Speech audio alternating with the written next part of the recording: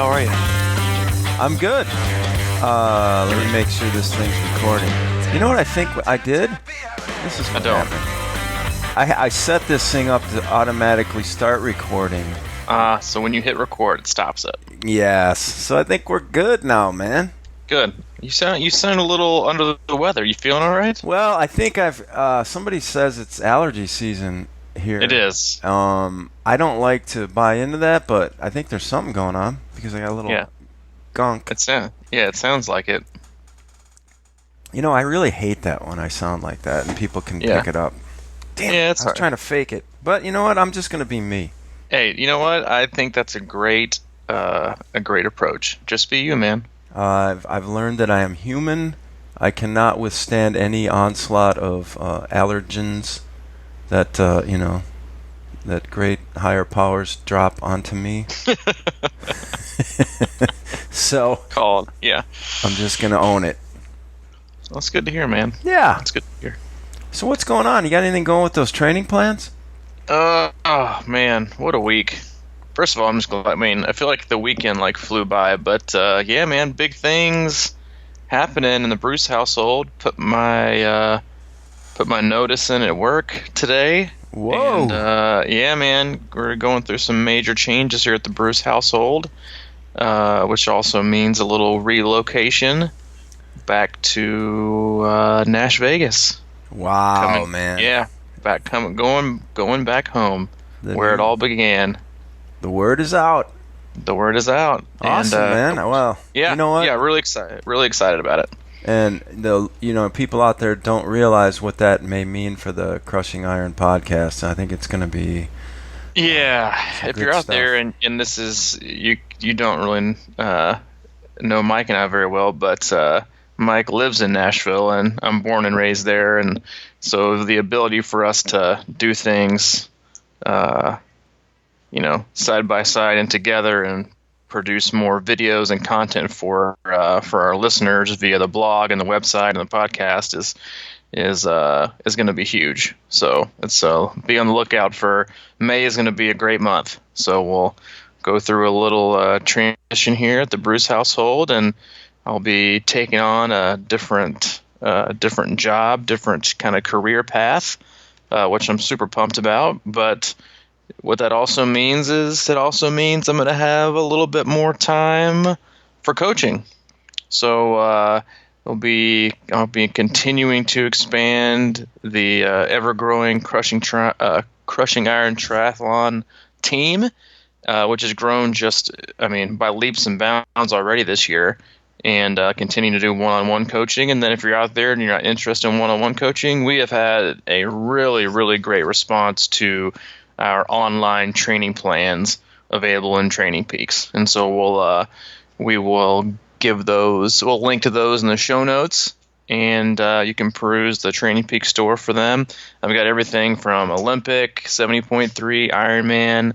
I've got all my swim workouts uploaded on there as well for a How to Not Suck at Swimming training plan, half marathon plan. I mean, you name it.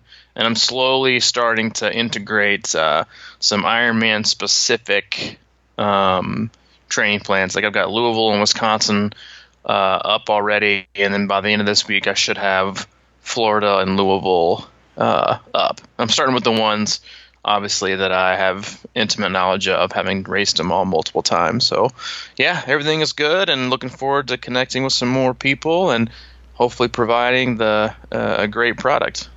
Hey, so on Training Peaks, can people just go there and search Crushing Iron? Will it show up that way? Yeah, you can go to, let me just do it real quick from a search engine aspect. Just go to Training Peaks, and at the top you'll see a tab that says Athletes. And then when you highlight that tab, you'll scroll down and you can click on Training Plans. And then all you need to do is scroll down and kind of pick the distance you want. So if you clicked on, Ironman, and then under keywords, if you just punch in Crushing Iron, it's going to pop up. So that's awesome. Yeah, that's another that's one good way to kind of support the podcast, I think. And it is. We're starting to develop more content and things like that to hopefully, enhance this broadcast, enhance our offerings all around the board. It's it's a labor of love mainly to this point. But that's the other part about you moving back here that excites me. It'll be, motivation and just getting together and having us working towards the same goal in the same place. And I think that's kind of, a good segue into what's going on here with this podcast. Yeah, I agree. And quickly before we move on, you can either search Crushing Iron or you can search Robbie Bruce as the coach, and they'll all pop up. But yeah, I think today's topic, I kind of piggybacked off your recent struggles in the basketball world, but I also had quite a few athletes this week, and myself included. I just had really, really bad days workout wise. And so that got to me thinking, like we've talked about before, how to make it through workouts, but we haven't necessarily, and races, but we haven't necessarily focused and discussed how we transition and how we learn from those things and how we basically just learn to move on from them. And so I thought it'd be a good day for us to discuss how do we recover, mentally, physically, and emotionally from just terrible workout days or workout weeks, but also, when you put a lot of time and investment and heart and blood, sweat, and tears into a race, and it just goes terrible. It just goes as bad as it probably could. And it doesn't have to be that much investment physically, but it's what you put into it emotionally is what usually has the longest lingering effect. Yeah, and without at risk of being sort of petty, it is a legit. And we were texting about it a little bit, but it's so weird to me how my main thing is Badger college basketball and football, but mainly basketball. And it is weird that we lose on a last second shot to Florida the other night, and how that impacts me, my happiness. I know, and you said, it's because of that emotional investment, and that is such a fact, But it doesn't make me really necessarily happy with. I don't like it. I don't like the funk that it can put me in, and I don't like the high that it can put me in, and it's kind of a. I guess it's life, kind of, but I think it goes both ways, because I've always admired about you, especially when it comes to the sports aspect, your willingness to kind of just totally invest. It gives you, the Badgers have been to, the Final Four, the Elite Eight or Sweet 16 the past, 3 or 4 years, and I think you've been to all of them, and and you've. Even though they could lose and you could spend all this money on a trip and, hotel and travel and taking days off, and they could get crushed in the first round or they could win. It's all about, it's not really risk versus reward. It's, how great it would feel to be there if it happened. And would it be awesome enough? What would be worse? Being there and having them get drilled and crushed, or not being there and then winning the championship and you knew you could have been there. Yeah. I think that's that fair trade-off. I always go back to my senior year of high school. In my last football game, we lost the state championship on a missed extra point.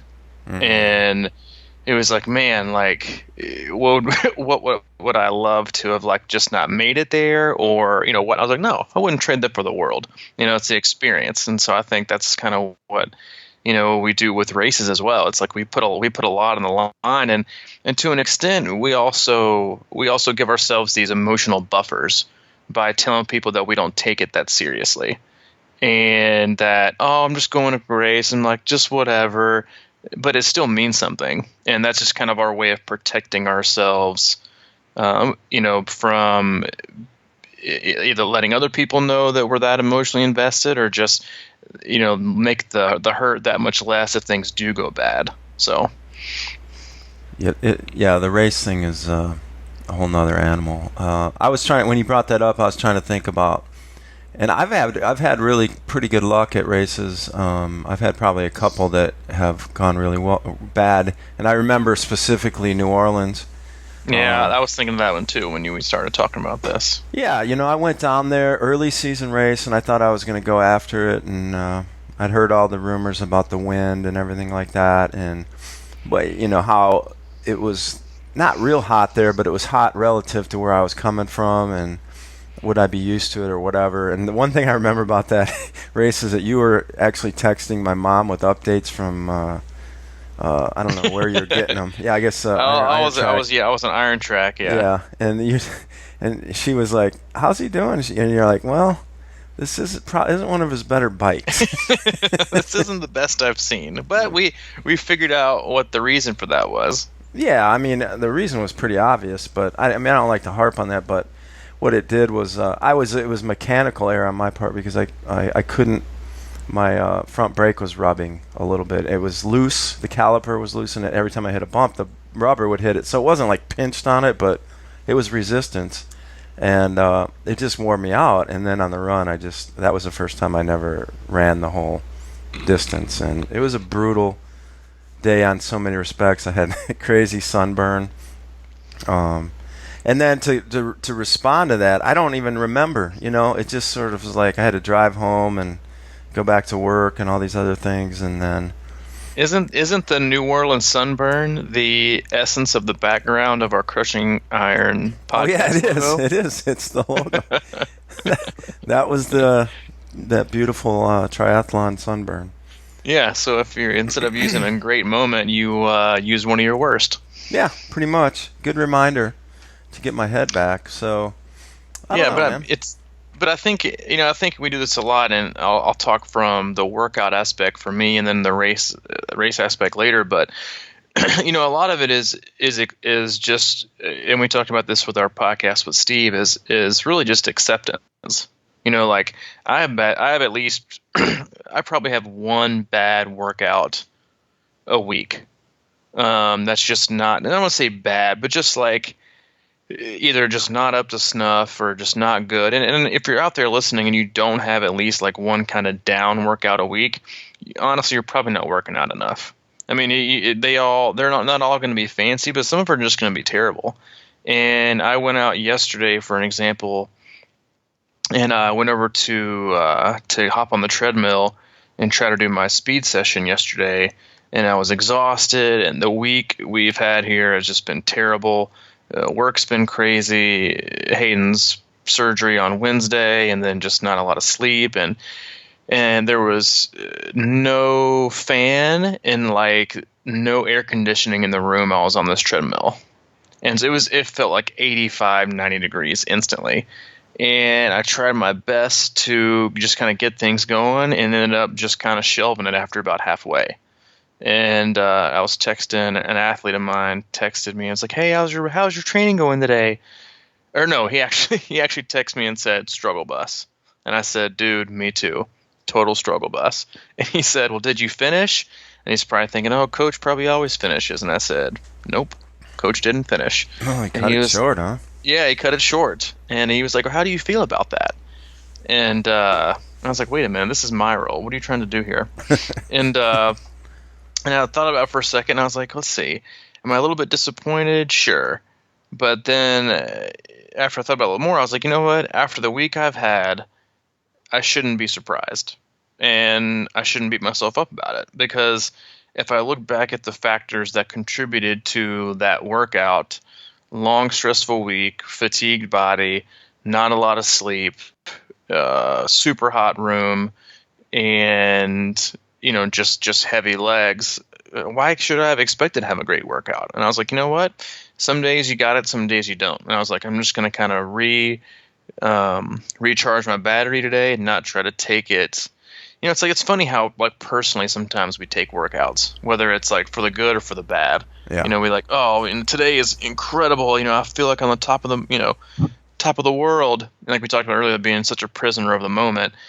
And doubting ourselves or giving ourselves too much credit. And I was like, we're just going to see how things go tomorrow, and just kind of restart the refocus and just really honestly just kind of put things into perspective. Yeah. Like I got another whole week of solid. My run mileage this week is supposed to get close to 60, and then I'm getting pretty close to. I'll start tapering. Actually, I'm doing my first trail race of the year on April 15th. And, it's just like, hey, I'm going to do the best I can and kind of regroup and I, understand that every workout's going to be perfect. But, I got back out today and ran for, 2 hours and 50 minutes and just kind of regrouped and had a pretty solid run today. And it always makes you always makes you forget the last one. And so I think it's about perspective and just kind of doing a personal inventory from a workout standpoint. It's like, did all the cards line up in my favor, or did a lot of cards line up not in my favor? Yeah. And if you have a lot that don't line up in your favor, then your expectations, if they're realistic in any way, they shouldn't be where you're going to have every workout's going to be perfect, because it's not. It is funny how personally we take stuff like that, how self-absorbed or whatever it may be. And I'm going to go back to the basketball analogy again, because I think it's so relevant to me. You brought up the point of, if you're going to the game and then you lose or you win. But I remember, I went to the Final Four and we lost on that last second shot by Harrison, that 38-footer. That Kentucky beat us, and I was there. Stupid Kentucky. Yeah, and I just I remember that. I mean, that was a heartbreaker. But I was around so many Badger fans that I didn't feel nearly as bad as I do. Like sometimes when we lose, and I'm just sitting at home watching the game. So I think there's a lot to be said for, getting out of your skin and getting, out of that self-centered sort of perspective with regard to racing. Here I am thinking, everybody in the world is looking at me the other night, and it's on my back that the Badgers lost when 63 other teams are going to lose. It's the same. Right. Everybody goes through it, and it's like, imagine Kansas last night. They lost a home game when they're a number 1 seed. So I imagine, I'm sure nobody's thinking. terrible. It goes back to that thing, is nobody's thinking about you and your problems. People are concerned about their own world or in their own world. So, yeah, I get that way with that's why I always go back to this, man. When I'm in a workout funk or slump or hangover, the easiest thing or the best thing to do is probably get somebody else on the phone and say, hey, let's go do something. But it becomes like, if I'm down, like I have been this week, and I was supposed to do that 3-sport test for you.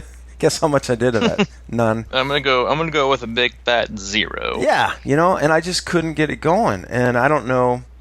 My legs have been had this weird feeling. I feel like my legs are just mush lately, and so I just haven't. And I think I need that external motivation, whether it be this podcast or or going out running with somebody else or whatever. But I think the more you self-absorb, like you're saying, or you more your self-pity, or think it's your, this is the only problem in the world, the more it manifests. Yeah, I think one of the biggest mistakes people also often do is never base your expectations off your best workout or your worst workout. And I think we do that often. We look back on our training like, oh, well, this day I nailed it, so I should be able to do this. Or man, I was terrible. I remember like my last ride before the race was terrible. I should probably just change everything. And it's funny how we forget even just over the course of a day, how your attitude and mentality can change. We went through that on a personal level with the podcast about an hour and a half ago. Yeah. We were just like sitting there like, talking about topics, and you were like, dude, holy crap. We had 1,600 downloads yesterday, which absolutely just like obliterates every record we've had from downloads, and it was on a Saturday, like a non-release day, and usually traditionally not like that high of a download day. And I think it really, not the analogy, but that same perspective that you can have when you have these expectations for every podcast, if you have a guest or not a guest, to go really well, and all depending on what day. It's like, it's all about consistency, and just doing things. The same thing with the workout. Like, don't predict your future, demise or rise to, fame or greatness on your best or your worst days. It's usually just about how consistent you are, and that gives you the best chance to perform well, and not these, one-off days that are few and far between. And, we kind of had that with the podcast. It was like, we're not paying attention, and we're just kind of doing our thing and, continue working on it. And all of a sudden, bam, China comes in and takes over the Crushing Iron podcast. Yeah. And I'm unlike you. I was about ready to retire. I was like, we got China, not, China's in the fold. They're they're coming in, man. But you're right. It's back to that letting go, man. It's you can't control so many things, and to try and control them becomes a losing battle. I think the more that I try to make everything perfect and whatever, it's just like so much is out of our hands, and it's like accepting a workout that didn't go well. Same kind of thing, It's like, don't judge that. Just, it is what it is. Move on. Yeah, yeah, and choose to learn something from it. Like choose to,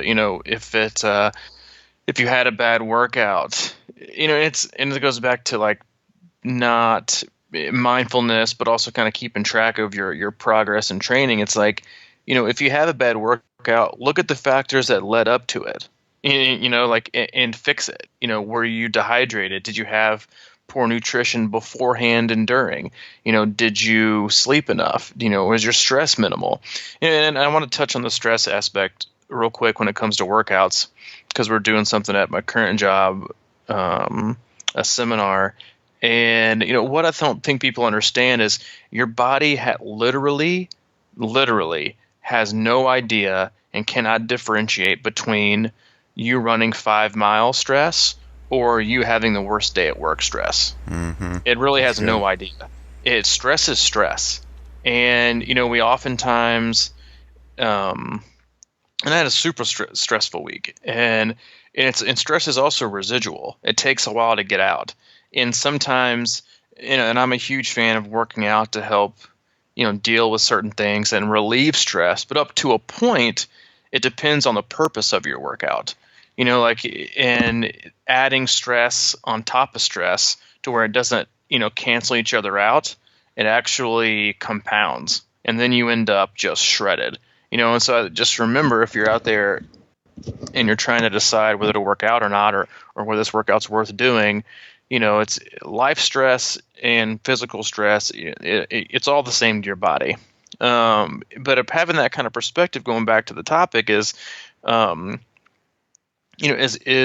the good days and the bad days. There's always a lesson to be learned, whether it was great or not great. Was your nutrition strategy perfect? Okay, well, what did you do? Write it down. Try to repeat it. And either you want to try to repeat that workout, or you want to try and fix it and never have it again. And I think sometimes we kind of forget and don't kind of change our habits based on either of them, whether it's compounding and the bad ones, or magnifying the good results. The same can go for races, and I know for me, like, man, I didn't really have a bad race. I had a bad season in 2013. I mean, it's like I couldn't finish a race, and a lot of that was how things were just going in my personal life. But there's that sting of like going back to race after your first DNF, and where you're afraid you're going to do it again. And I remember after I took my layoff, I DNF'd in October, went through these whole different life changes. And then that following May, I was going to race again for the very first time. And I remember thinking, man, like everything should be different. My second time. And this is actually kind of a cool story that I really like, and I don't tell very often, but I had gotten sober that previous November and didn't have a bike at all. And in April, got a bike, and then literally 2 weeks later raced a sprint triathlon down in Gulf Coast. And actually got fourth or fifth overall in the sprint. But it was just kind of one of those, man, it was good to be back. And then a week later actually was an event that I did back there in Dixon, back in Nashville, which was the only race I've ever won.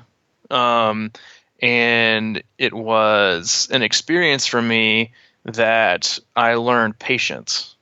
Was the only reason that I won. Because what I had learned from the previous year was how much, well, not just on the course, but off the course, is how much your ego can affect your racing. and wanting to be right or wanting to be in the lead from a racing aspect at that moment really doesn't mean anything, because it's who's obviously in the lead or who's in front of you at the finish line.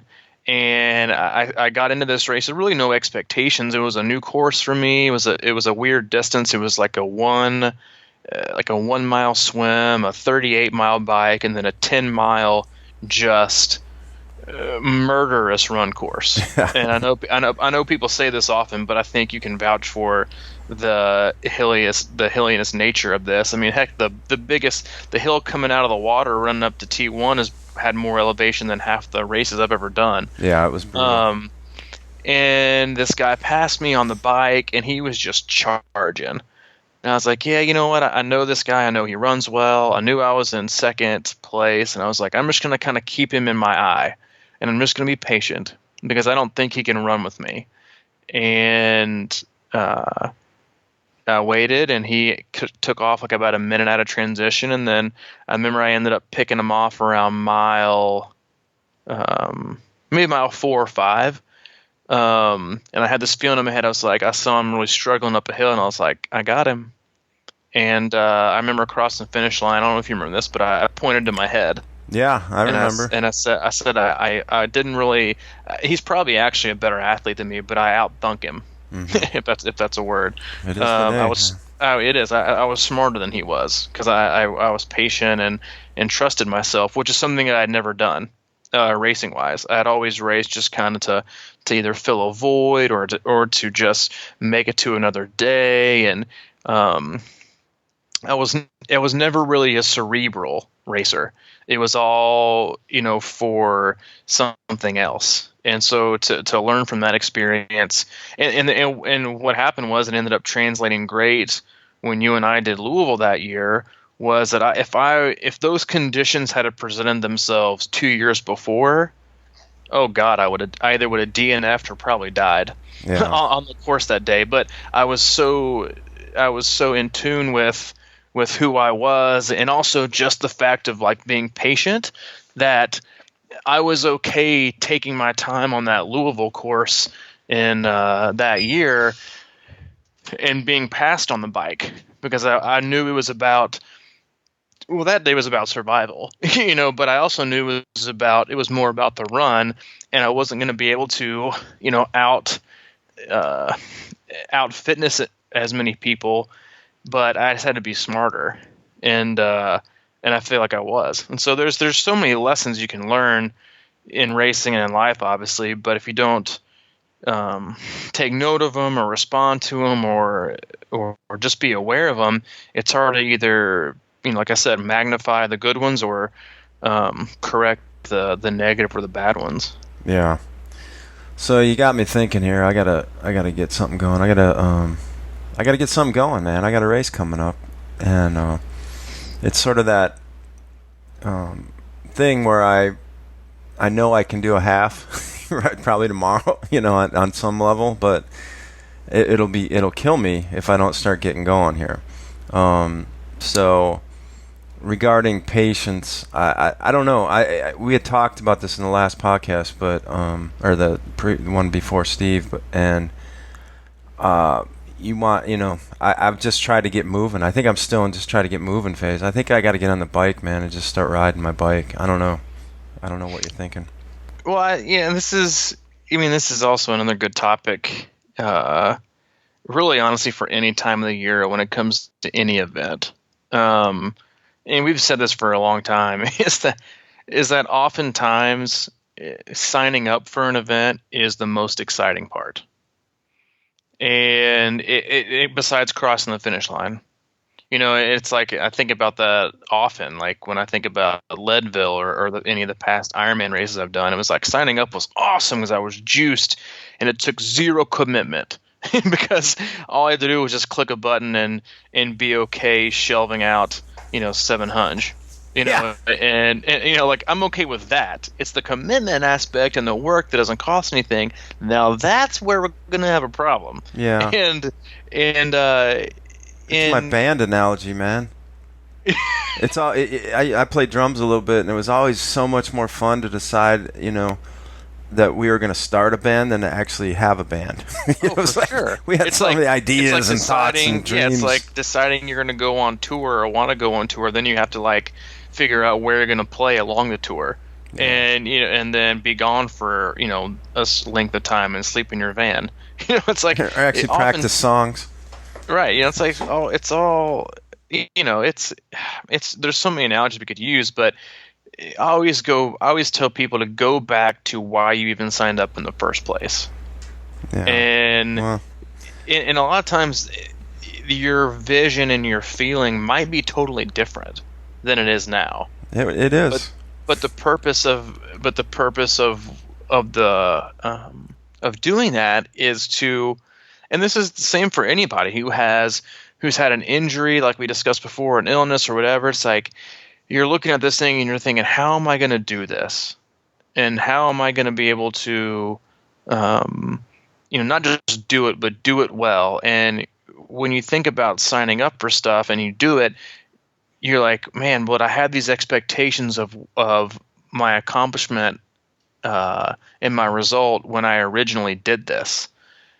And, it's like, how has that changed? And so I was hoping to kind of do a kind of a personal inventory of, what is like, do you even want to go out tomorrow and work out? Or is it like, if it feels like an obligation and it feels like if it's going to cause more stress or relieve more stress, and that's kind of really up to you.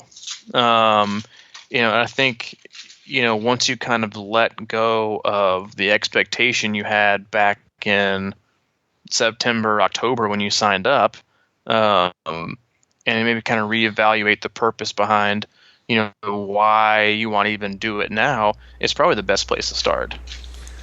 Yeah, I think you're right, 100%. Because you're working backwards. Yeah, I proclaimed my excellence back in the day. I mean, it was almost like when I wavered on signing up for this a long time ago, when I, maybe 2 or 3 weeks before I actually did it, and maybe not that long, I don't know. But my immediate response to that was, I'm going to go out and crush it. And I'm going to train for this race like no other race. And I keep saying that, year after year.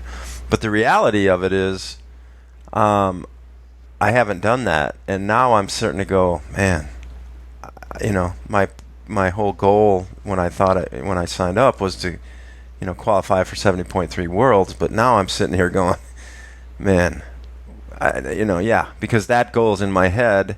Now I don't even want to do it, in a lot of ways, So I do need to readjust my perspective on this thing and just see where I can go and see what, feel good on the way up, and, just think about it in terms of getting into that kind of shape and just feeling good about it, maybe. Yeah, I mean, and it's like, again, it's incredibly common, to have these expectations and to have honestly, I think 7 or 8 out of 10 triathletes could qualify for Kona if they were willing to put in the work. I mean, I just think that does it take a little athletic ability? Sure. But other than that, it's just a commitment and a time availability. I mean, I'm not trying to poo-poo on people's, accomplishments, but it really is that. Like people say they want to do this, but, whether it's being an entrepreneur or, when it comes to business or personal, like they want, but it's like, all right, now what am I actually willing to go to all these lengths in order to accomplish it? Yeah. And oftentimes you're just not. And that's also okay, and so, it's these, and that's why it's so dangerous to throw out expectations, because sometimes, usually when we do it, and I know when I've done it in the past, it's like if I'm lofting up some not absurd, but some like really, really difficult high bar for me to reach. Am I doing it because I know I'm going to need that carrot in order just to get through it? Yeah. Instead of just kind of continuing to go through the process of why I enjoy the sport anyway. And we do that with everything. I'm going to do this week. It's New Year's resolutions every week. Yeah. And everybody does it. We just don't call them New Year's resolutions. It's like, and that's why they're ridiculous, or I like to call it, it's the other case of the Mondays. I'll just wait till Monday. I'll just wait till next Monday. I'll just wait till, it's like it could be Wednesday. Like, why not start today? It's the way it's more fun to make. It's way more fun to make a plan than it is to execute a plan. Absolutely, man. I mean, 100%.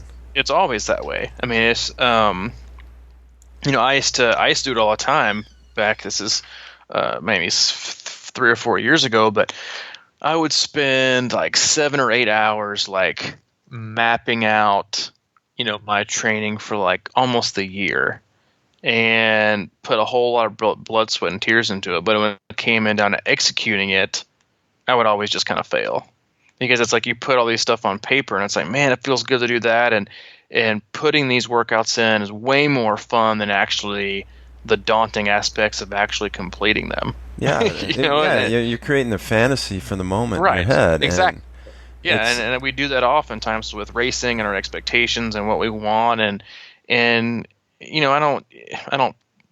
try to be as you know gentle as I can with even my athletes. I'm like, what do you think I should? I'm like, I don't know. Like, I'll probably be able to closely predict it on race day or the day before, but like, we're even a month out. I'm like, I'm not ready to put my eggs in that basket. Like, just keep on, keep on keeping on, and just keep doing the work. And if you like it, the results will happen. But there's usually nothing good nothing good comes out of a digital, um, a bar of, I want to be sub 11.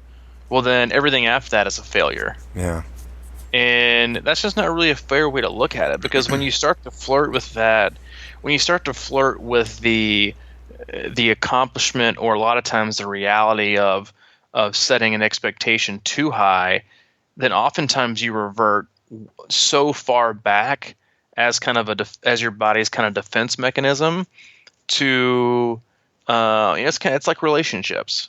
If you think you're going to get burned, and you think that this person's going to break up with you first, but you're already kind of head over heels for them, you're like, I'm just going to go ahead and get out and pretend like I don't care anymore. yeah. That way it doesn't hurt as bad. And we do that with racing and training. It's like, oh, I know I'm not going to do well, so I'm just going to kind of mail it in training. And it's just like we've talked about before, that in the beginning of the podcast is, again, it's your own personal defense mechanism to not being hurt, or your ego being shattered, or having to take a big fat piece of humble pie. In the kind of a quick fix sort of world, that seems to be the norm, where we want to throw out these impressive, attention grabbing sort of thoughts, even to ourselves or whatever. But going back to one of our earlier podcasts, is finding your why, your long-term why. Why are you even doing it? Is what we're doing in our triathlon journey good for the long haul? And that really seems like it would take care of a lot of problems, instead of trying to, because I've been through enough races where I've put all my eggs into that basket and come through it and quote unquote succeeded, but I knew almost immediately that didn't, scratch the itch, the real itch, the big, life living process itch. And when you go through that so many times, you're like, damn, I've just done, 8 triathlons, and I thought crossing that finish line was going to give me that high, that joy, that push for life, and it was going to, satiate me, and it doesn't. The more you do, the more you're like, what am I doing? And it's not like I don't like triathlon, but I definitely think I'm approaching them in the wrong way a lot of times. It steals I think my... does it steal more than it, does it pour into you more than you pour into it? Yeah. Or vice versa. And that goes with, jobs, and, that's the reason, one of the biggest reasons for my job switch is, I want something where I can feel like I'm pouring more into other people than I'm getting kind of, half glass full, half glass empty kind of thing. But, we do it, and then I think that's just sports, in a lot of ways. But I think for whatever reason, like, in triathlon, and you see a lot in youth sports too, is just how much pressure we put on ourselves, and our parents put on their kids to just like really, really succeed. And if you sit back and look at it and you're like, man, like sometimes I have to remind myself, and it even aggravates me something like, I'm like, hello, this is a hobby. Mm-hmm. It's like endurance sports in general, just across the board, running, cycling, swimming, triathlon are the only sports that I have ever come into contact with where the amateurs act like they're professionals, and the professionals come across as amateurs, because we take ourselves so seriously, and everything is this. I'm like, you're like, this is a hobby. Like, you're never going to have any kind of like out of this world, acclaim for any of this. Like, you're never going to have a world title. It's like we're supposed to do it to do things for ourselves that are good, and positive, and be healthy, and meet good people, and be a good influence, and help people along their journey. It's like, so often we just lose sight of why we ever jumped in the pool for the first time, and what our feeling was then. And all the times are going to change. Like, I coach a guy right now who gave up triathlon this year. He just didn't want to anymore. Mm-hmm. And he's doing other things. And he's like, are you going to be okay with that? I'm like, what do you mean am I okay with that? Like, do what you love. Yeah. It's like, find something you love and do it. And if what you're doing right now isn't bringing you joy or adding to your life, then it's time for you to make a decision on if it's worth continuing to do. And a lot of times that's a tough conversation, because we so much invest in this that it becomes our identity. And so if we voluntarily strip that from ourselves, then we're just asking, all right, now what's left? Like, oh crap, what's left, and what do I have to offer? And I think that's where, if you're willing to kind of go to that extent, then hopefully then you'll infinitely be in a better position to find something that's fine, not just something, but it'll be a different sport. It could be just a different approach that makes you happy. And sometimes it's that freedom of no expectations that allows us to really perform at our best. I couldn't agree more, man. I think I'm going to take this opportunity to go out for a run that I plan to enjoy with no watch on, and just do it. Yeah, I mean, I think I always tell people, if you're not having a good day, take your dog for a run, because everything just seems better. I don't know why. If you have a cat, I'm sorry, you can't take them for a run, but put them on a skateboard or something and push them down a hill. Are you lobbying for another dog cast here? No. I don't listen, man. I don't want to upset any more people who took that too seriously. Maybe as a bonus cast. We'll do another one, but definitely no cat casts. All right, so let's what else is going on? Do we need to remind people of anything? Send us your emails I think we've pretty much gotten close to answering everybody's emails about topics they want to hear. So if there's anything else you want us to bring up, let us know. If not, we'll keep coming up with the content. I know we're about to get up. Oh yeah, first off, we're about to pretty much hit race season. So I'd love to hear get some race reports and stuff. We've already gotten a few of those, but how you guys are doing. And then Mike, we'll talk about this offline, but I want to find a place where for Chattanooga 70.3 on like that Sunday after the race, like afternoon or something, we can all get together and meet up for a little crushing iron meetup spot. I've got a ton of athletes that'll be there, and I know a lot of you had emailed and said you'd be there as well. So we can pick a place and do like a Facebook event, whatever, and just meet up and chat and have a good time and talk about the race and all the other fun stuff. Sounds good, man. Don't forget about the training plans on Training Peaks, Crushing Iron. We'll put a link in here. Yeah, or if you have any other questions, you can email me directly about coaching at c26coach@gmail.com. Right on.